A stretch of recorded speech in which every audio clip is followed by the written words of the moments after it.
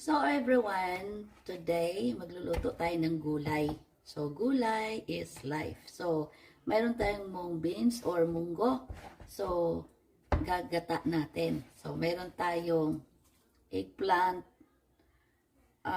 bitter melon or ampalaya. Mayroon tayong kalabasa at mayroon tayong okra. And of course, yung ating pangsahog, piriritong isda. So, of course, lagyan din natin kamatis, sibuyas, at saka mayroon tayong ginger at garlic. Igigisa natin. Tapos, of course, di ba pwedeng mawala yung ating gata. So, ayan ang ating gata. Dahil kami dito, yun lang ang madali namin bilhin. Yung nasa lata. So, ayan, so umpisa na natin ating luto.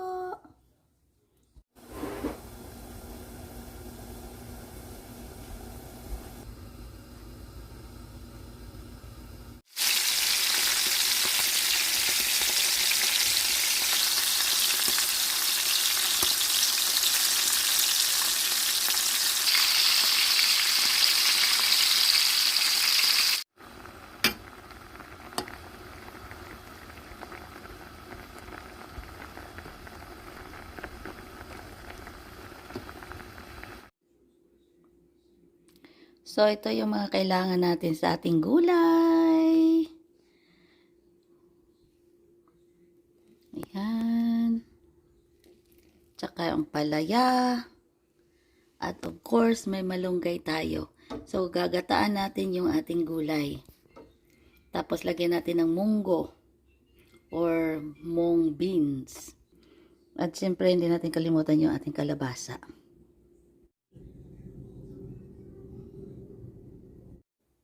And of course, mayroong malunggay tayo. So, nahimay na natin yung malunggay. Ayan, ang sarap. Excited na ako, mga dear. So, umpisahan natin by using oil or mantika. Kunti lang yung mantika natin dahil maglalagay pa tayo ng gata. So, ayan. So, ilagay natin unahin yung ating bawang. So, ewan ko sa inyo kung ating talaga dahil sa akin, pag-asin na yung bawang. So, ayan, medyo hiwa natin yung bawang para mas masarap. So, pero ganun talaga. May malaki, may maliit, ganyan. So, hindi ko masyadong brown yung garlic.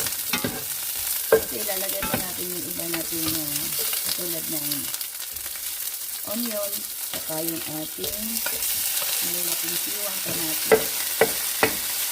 At of course, mayroon tayong ginger. Kasi yung ginger is mas paragdag ng lasa ng ating gata. Ewan ko kung sa inyo ay naglalagay tayo ng ginger sa gata. Ako naglalagay kasi ng ginger sa gata. Ay kahit anong lulutuin tayo. Sinigang mayroon talaga kung ginger sa gata. But anyway, so ayan. So lang natin kunti yung ating mga ano natin dyan. Kamatis, sibuyas.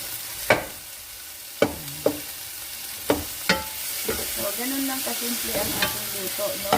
Kasi, mga dear, ako ay isang Bisaya. So, sa Bisaya kasi, actually, hindi pinibisa. Pero dahil may makakasama tayo sa bahay na mas mahilig may bisa, so, by the way, kahit ano naman ang way ng pagluluto ay pwedeng-pwede. So, ayan, ihalo na natin yung gulay. So, unahin natin yung gulay. So, kunti lang by the way yung okra natin dahil alam ko nakabili ako ng okra kanina. Buti na lang, pag tingin ko sa resibo ko, ay wala yung okra. So, buti na lang hindi ako babalik. But anyway, siyempre mas maraming okra na okra. Ayan, ihalo-halo lang natin yan. Gusto ko kasi, magbuot yung lasa dun sa ating gulay, yung papapanimpla natin bago natin ilagay yung ating munggo. Tapos mayroong garlic powder tayo, of course. So, na natin ng kunting asin. At may peppers tayo. Ayan. So, ganitong gagawin natin. Hayaan muna natin siya maluto. Na walang sabaw. Walang kang ano-ano dyan. So, takpan lang natin muna. So, bali na half cook na yung ating gulay. So, ilalagay natin yung ating munggo na pinapalambot. Ayan. O, diba? So, ayan ang sarap. Ayan. Ayun, dumami na yung ating gulay. So, pakuluan lang natin to at least 2 minutes na talagang maluto na yung gulay. Pero, hindi siya malata. So, yan ang aking technique mga dear, ang pagluluto ng aking gulay para hindi siya malata. Kahit na crunchy siya, pero nandoon pa rin yung crunchy but cooked inside. So, gets nyo? So, bago natin makalimutan, mayroon pala akong tanglad. So, nilalagyan ko rin ang tanglad. Ayan, balikan lang natin ulit ng another 1 minute para maluto lang talaga yung ating gulay. So, i-check natin yung ating gulay. Ayun, luto na. Ayan, yung ating luto na siya. Luto na yan. So, isusunod natin yung ating gata. So, ayan ang ating gata. No? Lagay natin yung gata. Ayan. Yun ang ating gata. Tapos, isusunod lang natin yung ating gulay na tawag dito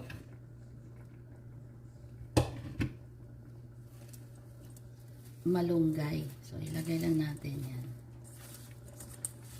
So, ayan, ang sarap, diba?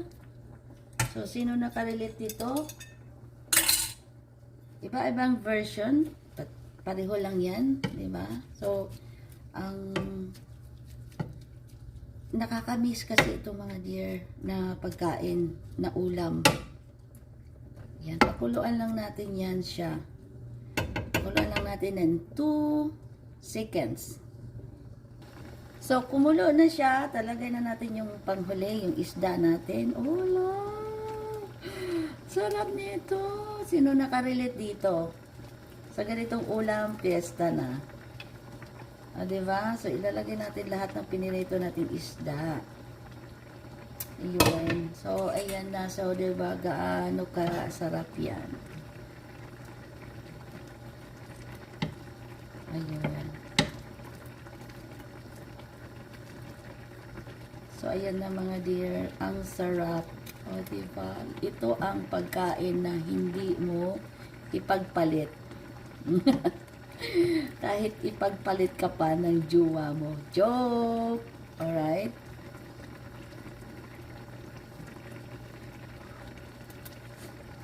Ay, perfect, perfect, perfect. Perfect na ang lasa. Ayan. Kunti lang nilagay natin ng asin kasi kung maaari lang, hindi kami masyadong naglalagay ng asin. Kasi para sa ating mga katawan, di ba? Oo. Pero masasanay din tayo sa kahit ano pang tabang yan. Pero dumating man ang time na kung nasanay na tayo, parang hindi na mauna hinahanap-hanap yung karagdagan ng lasang asin. But anyway, ito na, luto na siya. So, konting kulo lang yan. Ayan, luto na.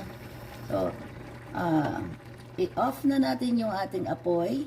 Hayaan lang natin siya ng sandali hanggang pwede na siyang hanguin. So, thank you for watching everyone and sana nag-enjoy kayo sa papanood ng habang ako'y nagluluto.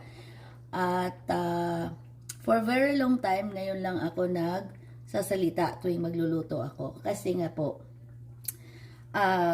iniiwasan ko yung magkamali ako ng sasabihin. But anyway, ito na po ang mga paraan na pagluluto ko. At yung Bisaya way, actually, hindi pwede ginisa. Hindi namin ginigisa. But anyway, so ayan na. Thank you for watching again. Bye! So, yummy ginataang gulay. Kasi mahirap ng matinik, Diyos ko.